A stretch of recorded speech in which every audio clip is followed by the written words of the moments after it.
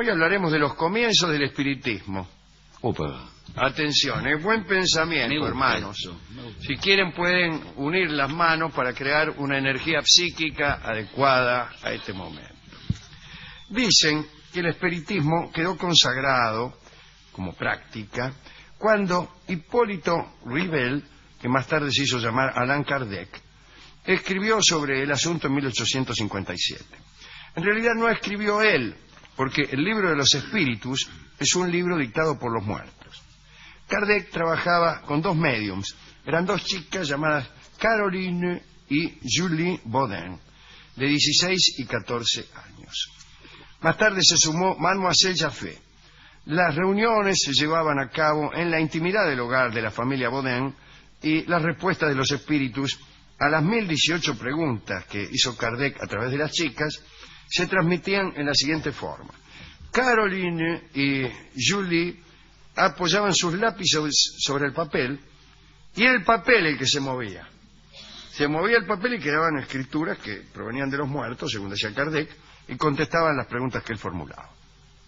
Aquellos que siguieron a Kardec aseguran que con él surgió el espiritismo y con él tuvo difusión. Dicen que antes de lo publicado por Kardec no había espiritismo y ni siquiera existía esa palabra.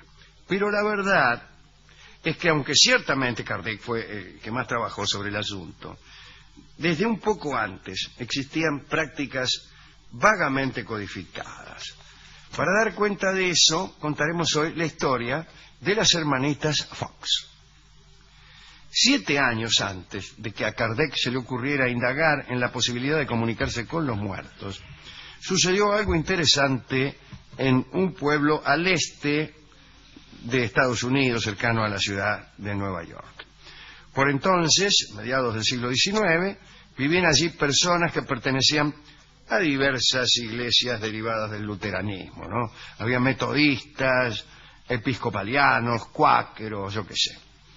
Entre las personas que profesaban el metodismo se encontraba John Fox, que solía ir al templo acompañado por su esposa y 2 hijas casi adolescentes, Margaret y Kate.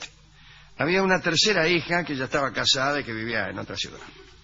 Los sucesos centrales de la historia de las hermanas Fox comenzaron la tarde del 11 de diciembre de 1847, cuando la familia acababa de mudarse a una vieja casona ubicada en el pueblo de Hydesville, en el estado de New York. Les había informado el hombre que vendió la casa, llamado Michael Wickman, que se iba por culpa de unos ruidos molestos que no lo dejaban dormir. A ninguno de los Fox le pareció importarle demasiado aquel inconveniente. En la primera noche que pasaron allí, comenzaron a escuchar golpes y crujidos.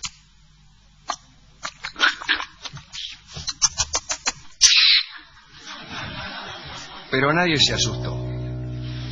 Días más tarde, Kate y Margaret descubrieron algo que esta vez sí las aterrorizó. Cuando chasqueaban los dedos, alguien las imitaba. ¿Cuánta gente? Bueno. La señora Fox, la vieja, ¿no?, enterada del asunto, presenció la experiencia. Pidió al misterioso habitante de la casa que diera tantos golpes como años de edad tenían en total sus 2 hijas. Y hubo respuesta. La señora Fox quiso seguir adelante y preguntó al espíritu si era un hombre el que daba los golpes. No hubo respuesta. Entonces preguntó si era acaso un espíritu del más allá y sonó un golpe.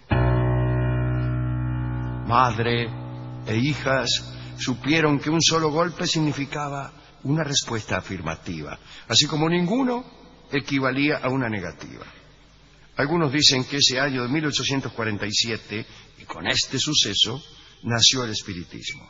Los Fox se apresuraron a contar a sus vecinos lo sucedido, y no tardaron en presentarse en la casa algunos curiosos.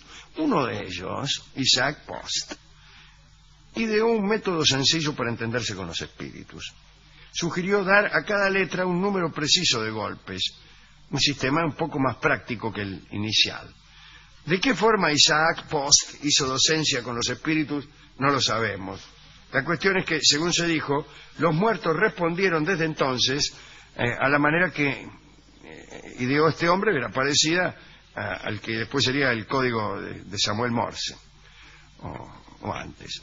Otro método famoso fue el de recitar el alfabeto, A, B, C, D, E, y el finado, con un golpe, hacía detener al medium en determinada letra. El tutti frutti.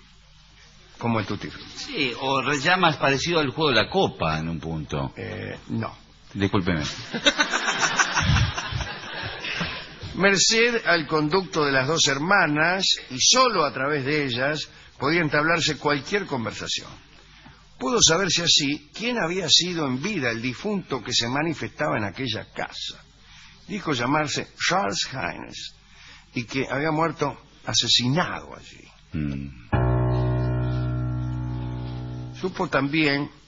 Supieron, según el muerto, ¿no?, que si escarbaban en el sótano hallarían sus restos. Entonces escarbaron y encontraron unos huesos a los que la familia Fox dio cristiana sepultura, que eran buena gente. En el verano de 1848 protestaron algunos miembros de la comunidad y el pastor de la congregación metodista invitó a los Fox a ir a otro sitio a hacer aquellas invocaciones. Y la familia se fue, tomó el camino de Rochester, una población bastante más importante ubicada en el norte del mismo estado. Allí vivía justamente la hija mayor del matrimonio, Leah, que estaba casada con un tal Mr. Fish, llamado el pescado. Y sí, Fish. En la nueva casa se manifestaron otra vez los poderes psíquicos de aquellas dos hermanas, e incluso crecieron en intensidad. El espíritu del señor Charles Haynes, cuyos restos reposaban ya en el panteón municipal de Hydesville, demostró su agradecimiento y la siguió a este nuevo domicilio. Claro. Por entonces las hermanitas comenzaron a ser regularmente visitadas por personas interesadas en entrar en comunicación con algún difunto particularmente estimado. Poco después se agregó una nueva práctica espiritista. A alguien se le ocurrió unir las manos para formar una cadena, pensando en sumar las energías psíquicas de todos. Y en aquel momento se movió la mesa y se elevó un palmo del suelo.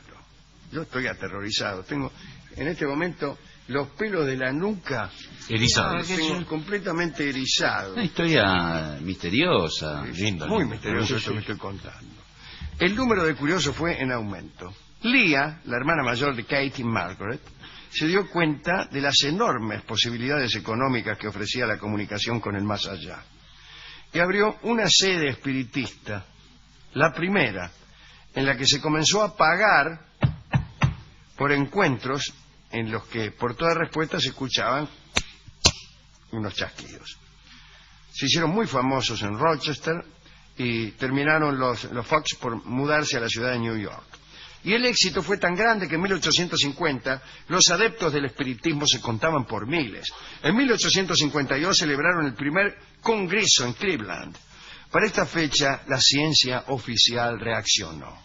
Un tal Dr. Flint de la Universidad de New York siguió de cerca a las hermanitas Fox y declaró que los golpecitos que se escuchaban en las sesiones y que no se sabía de dónde provenían eran contracciones rápidas de las rótulas que ellas sabían mover con envidiable pericia. Y para demostrarlo, Flint tuvo la ayuda de un contorsionista llamado Cumberland. Ante la Academia de Ciencias ofreció a la concurrencia una serie de ruidos espiritistas hechos a base de contracciones de músculos y huesos. Fue Cumberland y decía, a ver, haga ruido. Cumberland, ¡prah! Hacía ruido con la rótula, hacía un ruidaje como de pezuña. Bueno, sin embargo, los muchos ataques a las Fox no eran suficientes para desalentar a sus miles de fieles. Habían surgido fieles en todo el mundo y ya por esos tiempos en Francia, Kardec convocaba también a millares de vivos y de muertos.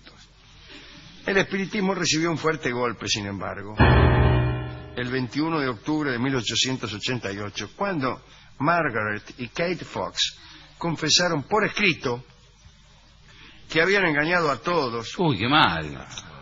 Gracias al virtuosismo de los dedos de sus pies. ¿Hacían los chasquidos con hacían los ruido pies? con los dedos de las patas.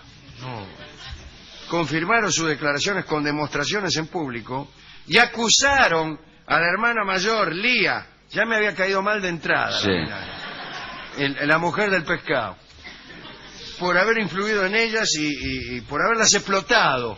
Ah, mirá vos. Kate precisó que todo había comenzado por una estúpida diversión que consistía en asustar a sus padres. ¡Qué desilusión! Dice, el espiritismo comenzó por asustar a los padres. Todas las revoluciones comienzan asustando a los padres. Ahora, qué lindo hubiera sido el espiritismo. Qué lástima, ¿no? Algunos escépticos saltaron de gozo, pero otros, aunque también incrédulos, dijeron que era una lástima. Usted, por ejemplo. Y sí, porque está bueno el espiritismo. ¿Por qué? Yo ya estaba creyendo, incluso le dije que tenía los pelos de punta. Sí. Los seguidores, sin embargo, ahí tiene, no hicieron caso a esta confesión y nadie pudo convencerlos de que podía tratarse de un fraude, no.